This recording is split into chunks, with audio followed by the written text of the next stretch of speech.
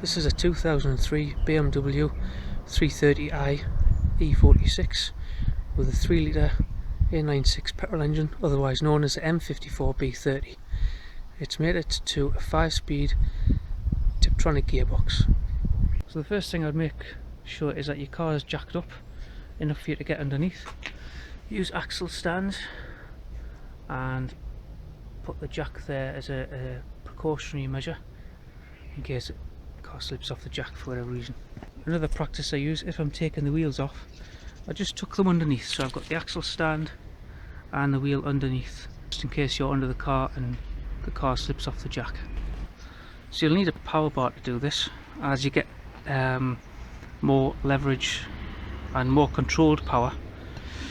And I'd also use an impact socket, preferably a shallow one. The reason why I use a shallow one as opposed to a long impact socket is because although they have the hexagon shape, which gives you greater control than say a 12-sided socket, so you're less likely to get slip with this.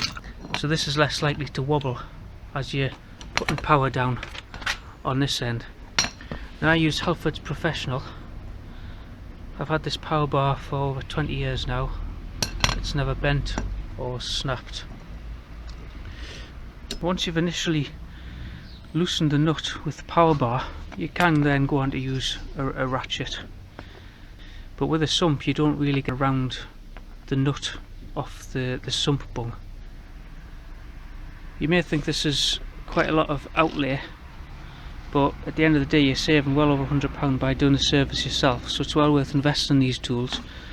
Once you've loosened it with the impact driver, you should be able to use your fingers, but while you're doing it, make sure you push in while releasing it, because as soon as you release it, all the oil is going to come spurting out. So now you can see it's ready to come out, and then all of a sudden you just release your fingers like that. Now in practice this will spurt out down to about here, but I've already taken some of the oil out of this, well, the majority of the oil out of this. One thing to keep in mind, you notice the oil is going in to that hole there. Also make sure this breather hole is open as well, because if that breather hole is blocked, there'll be nowhere for the air to come out as the oil's going in, so that has to be open. So we'll just leave that for about 10 minutes. So next, while that's draining, let's locate the oil filter. Once you've loosened the sump bung, make sure you take the filler cap off, and that just means that air can go into there and out through the end and help stop any vacuum from creating inside, which should stop the oil from fully coming out. And another thing you could do is take the dipstick out. That's quick, and again that's another hole which allows air to get in. So the oil filter on this is ideally placed right in front of you, just there. Now what you'll need for this is a gigantic 36mm socket. These aren't cheap, I think this is about £12, but again this will last a lifetime, this. So that just goes on there like that. Again I would use the power bar, even though this isn't on tight. Just make sure you're getting all the control there. See, it's cracked off there nicely. Now put your socket wrench on.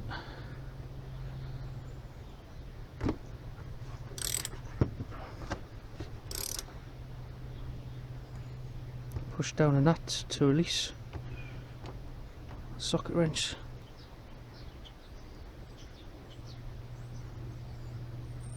You can see the oil wanting to come out there past the seals, so I'm just going to take this off to show you what happens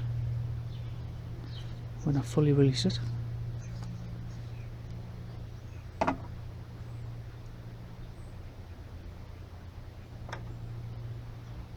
Lovely. So that's the old oil filter.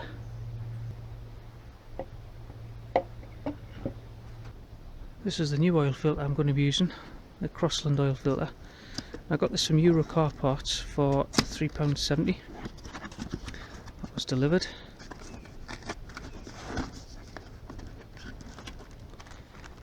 So there, quite a substantial one. Before I change this, I'm just going to see how the oil's doing down the bottom. So the oil's still trickling away there. So what I'm going to do is, once the oil stops trickling, I'm then going to use this oil tray to put underneath the front of the engine about here, because the oil from the oil filter will come down the engine and drop onto the ground here. If I had to, I could change the oil filter and the oil at the same time, but I'm just going to give that another 10 minutes. The oil that I'm going to be using is from Euro Car Parts Triple QX, and it's a fully synthetic one, and they charged me £23.60 for 5 litres. So anything less than £5 a litre is good in my eyes, especially fully synthetic. It's not a big brand, but it'll do exactly the same thing. And as long as you service your car regular, there's nothing wrong with not using a big brand such as Shell, GTX, anything like that. If I would use Halford's oil myself, but Halford's are more expensive than Euro Car Parts. This is why I'm using Triple QX. I've let this run now for 20 minutes and still stuff's coming out. Now you're never going to fully drain all the oil on this unless you do some type of engine flush, which I'm not doing this time. We've probably got about 95% of the oil, which I'm quite happy with. So I'm going to put the bung back in and replace the oil filter.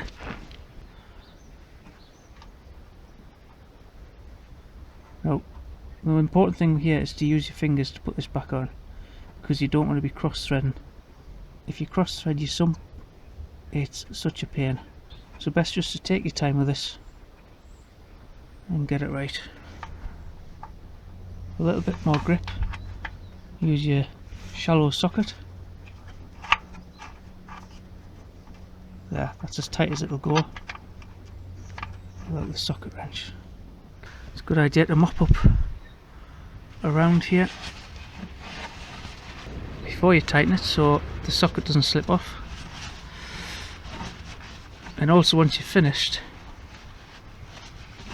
there won't be any drips making you think that there's a leak or anything, when really it's just there's excess oil surrounding the sump.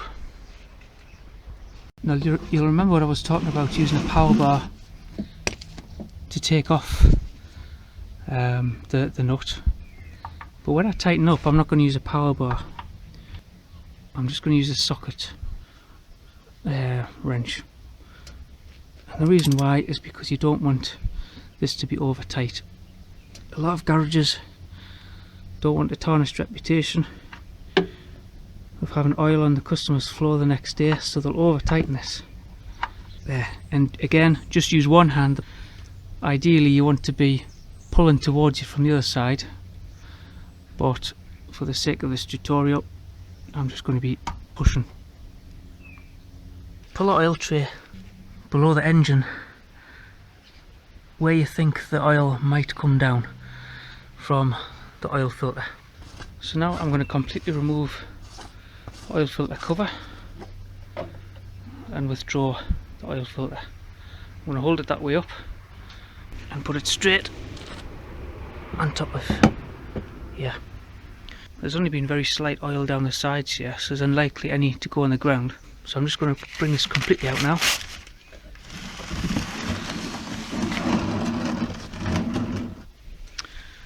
Okay, so there's the old oil filter. This just pulls off there. Use a little of the old oil just to go around the edges of the thread, just to make sure that next time you service the car this frees up nicely. And the new one just goes on like that. Make sure it's firmly on.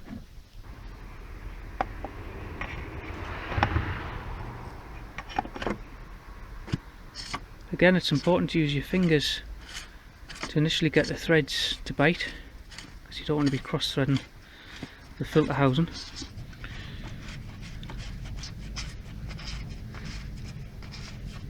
The torque value in here is 25 Newton meters, which isn't a lot at all. It's a little more than hand tight.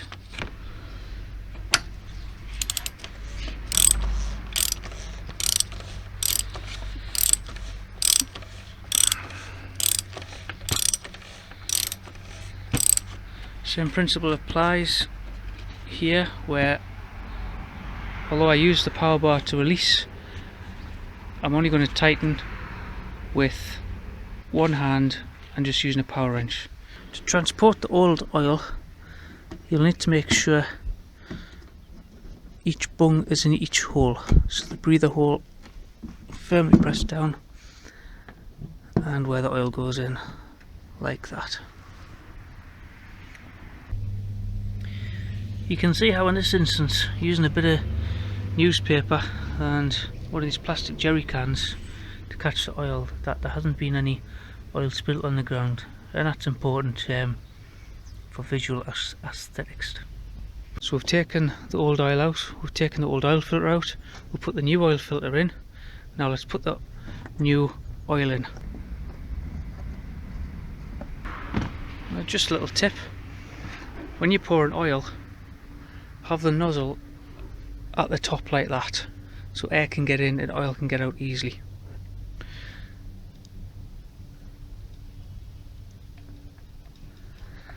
This is a lot easier with two hands. Make sure you get all the oil out, because oil ain't cheap.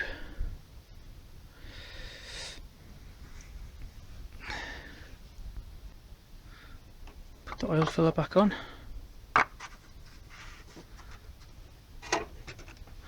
And the dipstick back in.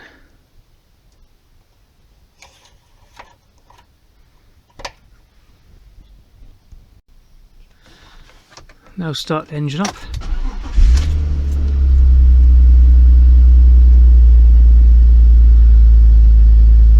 So oil light went out straight away. That's a good sign. Everything's screwed up right.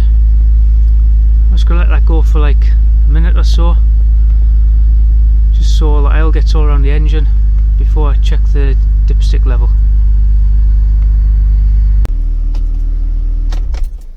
Because I've just shut off the engine, there's no point in checking the dipstick oil level yet, because all the oil will be still all around the camshaft, and the dipstick is based on the amount of oil in the sump.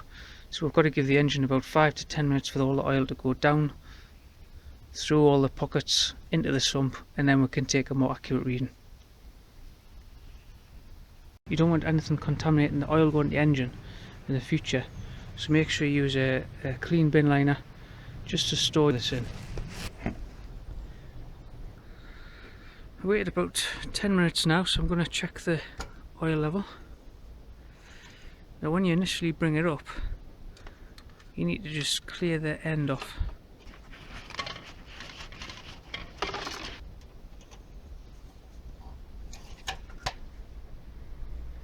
And then take it out again.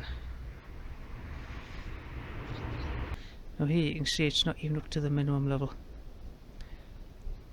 so you will need more oil. If you can get this on a level surface as possible, and just I don't know if you can see that there, but that's a bit of a guide as to how much you've put in. So I already put 5 litres in, and I've put in another litre. Put the dipstick back in. I'm going to give it 5 minutes and then recheck.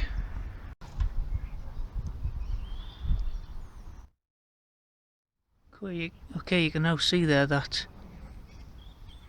there is maximum amount of oil in there now.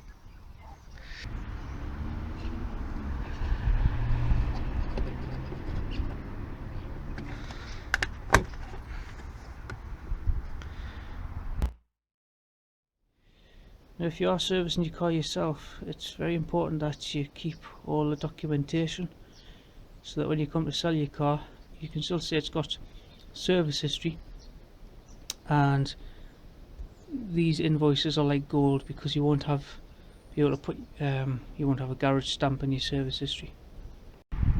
Hope you've enjoyed the video. Goodbye.